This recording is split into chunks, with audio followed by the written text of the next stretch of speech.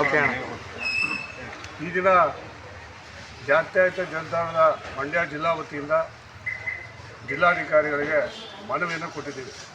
ಮನವಿ ವಿಚಾರ ಇಷ್ಟೇ, ಏನು 21ನೇ ತಾರೀಕು ನಾಡಿದ್ದು ಭಾನುವಾರ ನಮ್ಮ ನೆಚ್ಚಿನ ನಾಯಕರು, ರಾಜ್ಯ ಯುವ ಜನತಾದಳದ ಮುಖಂಡರಾದಂಥ ಸನ್ಮಾನ್ಯ ನಿಖಿಲ್ ಕುಮಾರಸ್ವಾಮಿ ಅವರು ಬಿಡದಿ ಉಳಿವಿಗಾಗಿ, ಬಿಡದಿ ಜನರ ಬದುಕಿಗಾಗಿ, ಬಿಡದಿಯ ರೈತರ ಪರವಾಗಿ ಪಾದಯಾತ್ರೆಯನ್ನು ಕೈಗೊಳ್ತಾ ಇದ್ದಾರೋ ಅಲ್ಲಿ ನಡೀತಾ ಇರ್ತಕ್ಕಂಥ ಎಲ್ಲ ಅನ್ಯಾಯಗಳನ್ನು ಸುವಿಸ್ತಾರವಾಗಿ ಮನವಿ ಮೂಲಕ ಮಂಡ್ಯ ಜಿಲ್ಲಾಧಿಕಾರಿಗಳ ಮೂಲಕ ರಾಜ್ಯದ ಮುಖ್ಯ ಕಾರ್ಯದರ್ಶಿಗಳಿಗೆ ಇವತ್ತು ಒಂದು ಮನವಿಯನ್ನು ಕೊಟ್ಟಿದ್ದೇವೆ.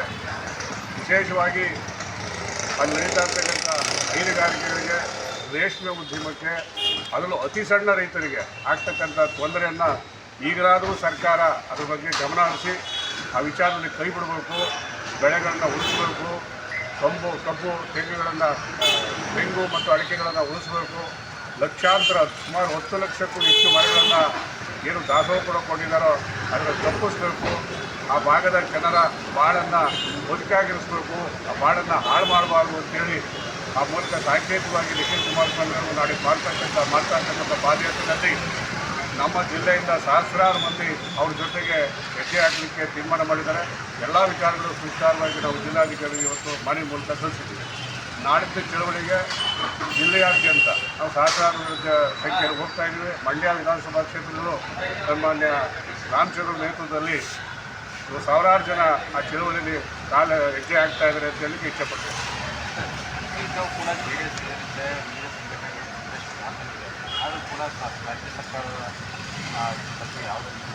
ಹೋರಾಟ ನಿರಂತರ, ಹೋರಾಟ ಮಾಡದೇ ಇದ್ದರೆ ರಾಜ್ಯ ಸರ್ಕಾರ ಮಾಡೋದನ್ನೇ ಮಾಡ್ತದೆ. ಈಗ ಅವ್ರು ಮಾಡೋಕ್ಕೆ ಹೊರಟಿರೋದು ಎಲ್ಲರೂ ಗೊತ್ತಿರ್ತಕ್ಕಂಥ ರಿಯಲ್ ಎಸ್ಟೇಟ್ ದಂಧೆ ಮಾಡೋಕ್ಕೆ ಹೊರಟಿರ್ತಕ್ಕಂಥದ್ದು. ದಂಧೆ ಬೇಡ, ಬೇಕಾದರೆ ನೀವು ಮಾಡಬೇಕಾದ್ರೆ ಹಿಂದೆಲ್ಲ ಇತ್ತು. ಈಗ ಯಾರ್ಯಾರು ಅದ್ರ ಬಗ್ಗೆ ಪಾಸಿಟಿವ್ ಮಾತಾಡೋಕೆ ಕೊಟ್ಟಿದ್ದಾರೋ ಅವರೆಲ್ಲರೂ ಹಿಂದೆ ಏನೇನು ಮಾತಾಡಿರ್ತಕ್ಕಂಥದ್ದು ಎಲ್ಲ ಜಗಜ್ಜಾರು ಇವತ್ತು ಮೀಡಿಯಾ ಸುಲಭ ಅಲ್ಲ. ಪ್ರತಿಯೊಂದು ರೆಕಾರ್ಡ್ಗಳು ಇದ್ದಾವೆ. ಅವರೇ ಹೇಳಿದ್ದಾರೆ ಬರಡು ಭೂಮಿಗಳು ಮಾಡಿ ಈ ಜಾಗ ಉಳಿಸಿ, ಅದ್ರ ಜಾಗ ಉಳಿಸಿ ಅಂತ ಅವರೇ ಹೇಳಿದ್ದಾರೆ. ಇವತ್ತು ಅವರೇ ಅದ್ರ ಪರವಾಗಿ ನಿಂತಿದ್ದಾರೆ. ಇದು ಬೇಡ. ಸನ್ಮಾನ್ಯ ಮುಖ್ಯಮಂತ್ರಿಗಳು ಈಗಾದರೂ ಅದ್ರ ಬಗ್ಗೆ ಗಮನ ಹರಿಸಿ ಆಟವನ್ನು ಬಿಟ್ಟು, ರೈತರ ಬದುಕಿಗೆ ಅವ್ರ ಚೆಲ್ಲಾಟ ಆಟವನ್ನು ಬಿಟ್ಟು ಆ ಜಾಗವನ್ನು ದಯಮಾಡಿ ಆ ಭಾಗದಲ್ಲಿರ್ತಕ್ಕಂಥ ಸಣ್ಣ ರೈತರನ್ನ ಉಳಿಸಿ ಅಂತೇಳಿ ನಾವು ಮನವಿ ಮಾಡಲಿಕ್ಕೆ ಇಚ್ಛೆಪಡ್ತೀವಿ. ಮಂಡ್ಯ ಜಿಲ್ಲೆಯ ನಮ್ಮ JDS ಪಕ್ಷದ ವತಿಯಿಂದ ನಮ್ಮ JDS ಪಕ್ಷದ ಅಧ್ಯಕ್ಷರಾದ ರಮೇಶ್ ನೇತೃತ್ವದಲ್ಲಿ, ಹಾಗೆ ನಮ್ಮ ಎಲ್ಲ ಪಕ್ಷದ ಅಧ್ಯಕ್ಷರುಗಳು, ಎಲ್ಲ ಸಮುದಾಯದ ಅಧ್ಯಕ್ಷರು, ಜಿಲ್ಲಾಧಿಕಾರಿಗಳಿಗೆ ಮನವಿಯನ್ನು ತಿಳಿಸಿದ್ದೀವಿ.